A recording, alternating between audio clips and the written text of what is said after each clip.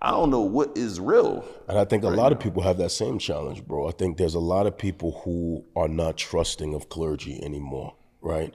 So, like, for example, a lot of people in the church world, they blame the devil for everything happening in the church. I don't do that, right?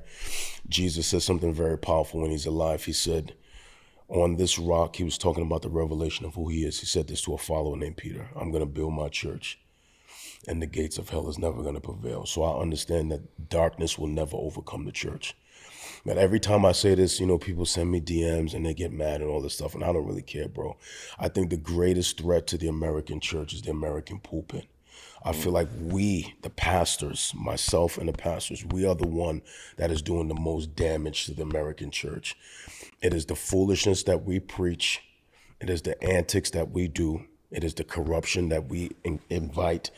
And it's all of the shenanigans we do in church. So it's kind of like you see stuff like, you know what I'm saying? Oh, the Spirit of God is saying to me, there's 25 people in this room right now who need to bring me $10,000, right? That's not real, right? Nah, bro. I don't believe in any of that. I think a lot of that is fleecing God's people, bro. It is fleecing God's people.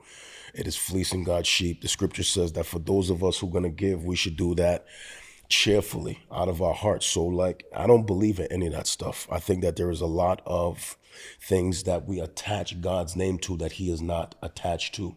And because the word pastor has so much weight with it, we see people doing this stuff and we just go down the path like, yo, peep this, bro, right? I believe the more truth you know, the easier it is to discern a lie. And I think because people don't know truth, they don't know that they're listening to lies. You know what I'm saying? This, like, for example, with my congregation, I encourage them, don't believe everything I say. Go home and check behind me. I encourage them to read the scriptures for themselves, bro. Go home and educate yourself in the word, because you know what happens when you're filled with truth? Let me tell you what happens when you're filled with truth. When you are filled up with truth, you will hear lies, whether on a podcast, on an audio book, on a Sunday morning, and it'll feel like static in your soul. And the more truth you know, the easier it is to discern a lie. And so, but if you're void of truth, you don't know what God has said, then you can sit under a preacher, a leader, and be fed a placebo, be fed a lie, things that are not categorically true. And then what happens is we create in people's minds a Jesus that does not exist, a God that does not exist, a Christianity that does not exist. And then people go out there and they be mad at God because he did not come through.